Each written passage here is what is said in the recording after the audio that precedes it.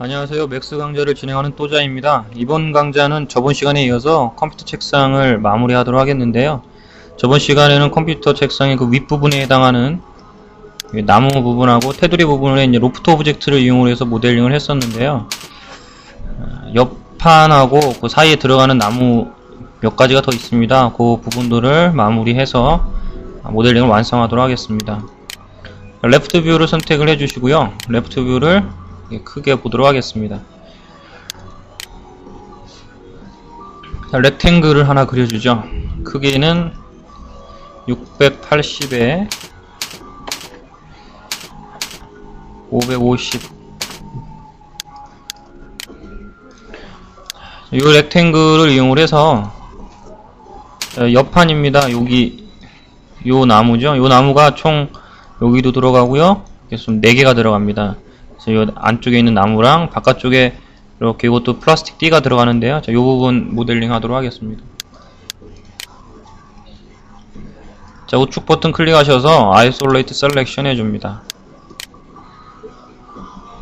이걸 이제 편집을 해야 되기 때문에 Modify 패널에 있는 Edit Spline 명령어를 주셔도 되는데요. 저는 오브젝트에서 우측 클릭을 한 Convert에 있는 Editable Spline이라고 하는 명령어로 바꿔주도록 하겠습니다. 똑같습니다. Edit Spline하고 Editable Spline은 같은 거죠.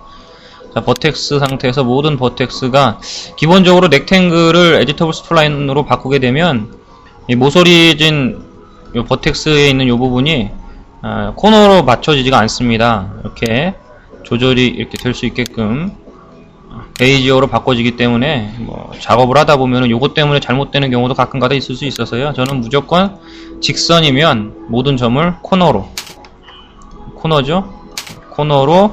바꿔놓고서 작업을 하는 게 좋습니다.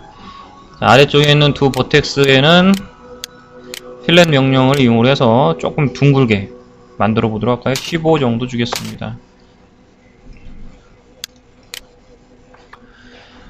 자, 요거는 이제 두께가 들어간 익스트루드 될 2차원 오브젝트가 되고요. 하나를 더 복사해서 로프트 시킬 라인을 하나 만들어 주셔야 됩니다. 그래서 자, 이름을 먼저 바꿔볼까요? 책상의 옆판이 사이드판이 되죠. 이렇게 바꿔주고요.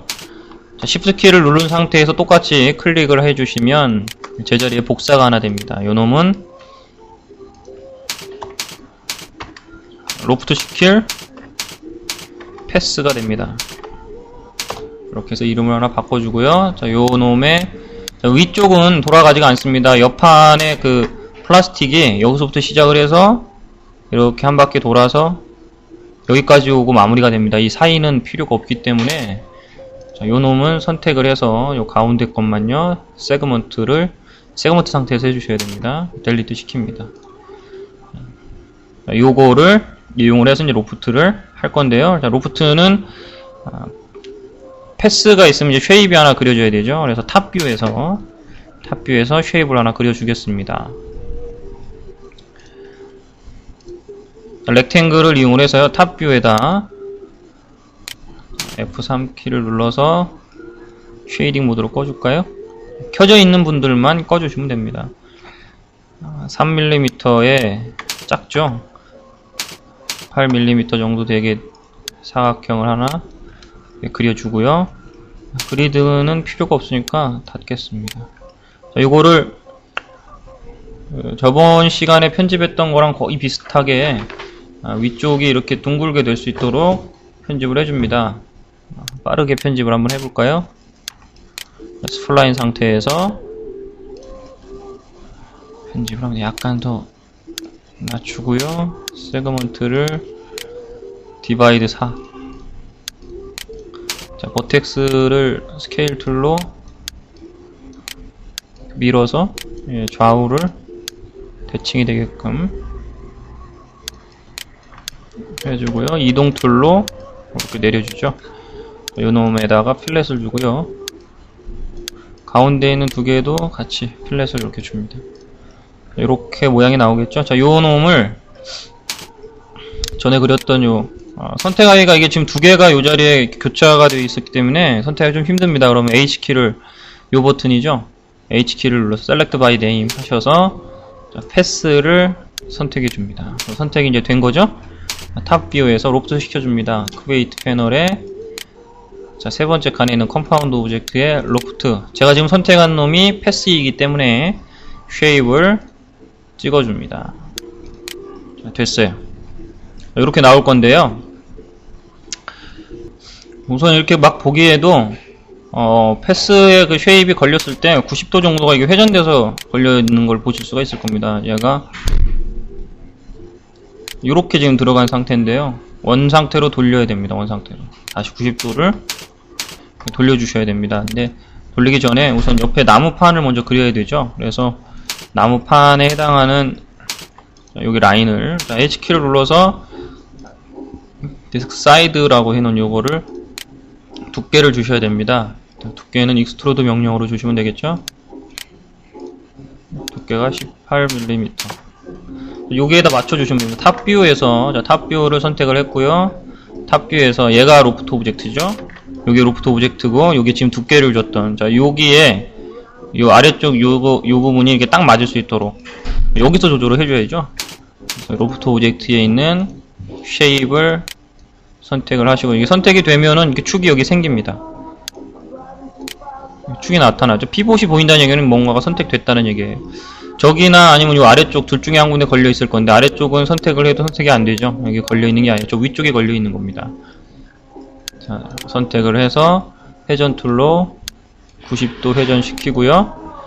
요 레프트, 라이트 이게 안 맞을 수도 있어요. 지금은 작업을 레프트 뷰에서 작업을 했기 때문에 프론트 뷰에서 했을 때하고는 좀 틀립니다. 눌러도 잘 안 될 거예요. 그쵸?